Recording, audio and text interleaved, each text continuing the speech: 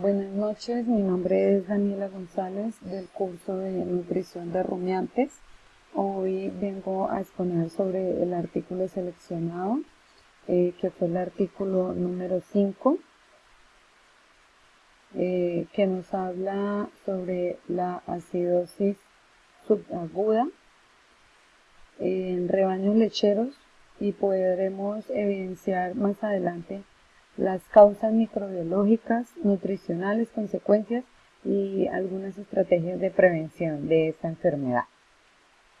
Eh, bueno, de manera general, la acidosis ruminal subaguda es un cambio que se genera en la microbiota ruminal debido a otros trastornos y que provoca, otros trastornos metabólicos.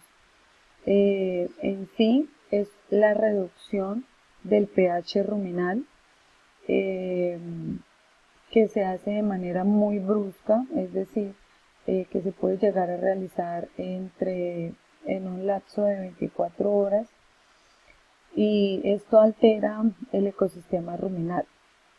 Entonces, debido a la producción intensiva, entonces por eso es que se genera muchas veces esta enfermedad, porque nos basamos en que el animal debe consumir bastante, pero no revisamos los contenidos nutricionales del alimento que se le proporciona al mismo.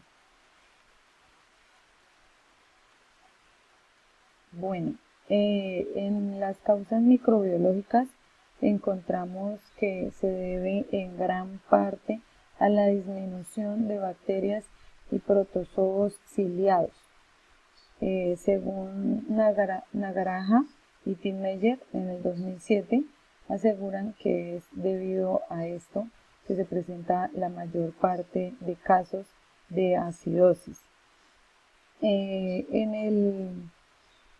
Encontramos las bacterias ruminales, que podemos hablar de más de 15.000 especies bacterianas que cambian según la alimentación que se le proporcione al animal. También podemos hablar entre eso de la región geográfica en donde se encuentren los animales. Resulta que en cuanto a las arqueas, según investigaciones, no se evidencian muchos cambios significativos en este problema por acidosis. Y los protozoos ruminales, en ese caso, sí son los más afectados por esta enfermedad, puesto que se ve la disminución de una manera significativa. En cuanto a las causas nutricionales, tenemos los cambios abruptos en la alimentación. Aquí hacemos referencia a cuando estamos administrando un alimento seco y vamos como forraje, por ejemplo, y pasamos a darle solamente concentrados. En cuanto a cuando hablamos de los componentes nutricionales, hacemos referencia a la cantidad de nutrientes que traen los alimentos que se le proporcionan a los rumiantes. ¿Por qué? Es importante tener en cuenta esto, porque de alguna manera los carbohidratos afectan el buen funcionamiento de la microbiota ruminal. También hablamos sobre la alimentación rica en concentrados, pues por lo mismo también, porque nos puede llegar a generar un desequilibrio en la microbiota ruminal, que en este caso es lo más importante para las especies rumiantes. Bueno, algunas consecuencias que podemos encontrar dentro de la acidosis es la rumenitis, depresión de la grasa láctea, laminitis y abscesos hepáticos. Cuando hacemos referencia a estas enfermedades, pues yo quise hablar más de esto acá en la imagen, pues podemos evidenciar que debido a la alimentación en altos contenidos concentrados, se disminuye la biohidrogenación, biohidrogenación en el rumen. Entonces eso afecta la producción de la depresión de la grasa láctea. Bueno, también encontramos otro problema, que es la rumenitis, que es el resultado de la acidosis ruminal, que sobreactiva el factor kappa, el kappa B, y las vías inflamatorias de la proteína. ¿Eso qué quiere decir? Que nos va a producir una inflamación. Por eso se llama rumenitis. También encontramos la laminitis, que se caracteriza por ser la pérdida de inserción entre la falange distal y la pared interna del casco, lo que hace que el hueso se presione contra el casco, dañando las vías sanguíneas, causando grandes pérdidas por motivos pues de que hay que sacrificar los animales, o inclusive llegando estos a la muerte debido al problema generado. También encontramos los abscesos hepáticos. Eso se debe a la infestación de una bacteria que se llama F. necroporum, que es la que llega al torrente y así se desplaza al hígado, y es la que nos genera los abscesos hepáticos. Bueno, en las estrategias de prevención encontramos muchas, entre esas las dietas balanceadas, suplementación con sales, tampón y ácidos orgánicos, extractos de origen vegetal, ionóforos y probióticos, suplementación con tiamina, inmunización. Bueno, cuando hablamos de balance de dietas, entonces podemos referirnos a que las raciones deben tener una proporción de, por ejemplo, 15% de almidón degradable en los cereales, y puede considerarse como un óptimo general para las condiciones normales del pH, pues, del rumen. También en esa parte debemos tener presente lo que es el contenido de fibra detergente neutro, puesto que debe oscilar entre un 30 y 32%, que sería suficiente para mantener un pH normal, que sería más o menos de 6,2. En cuanto a las sales, tampón y ácidos orgánicos, puede llegar a ser un método efectivo, porque es de control directo de pH.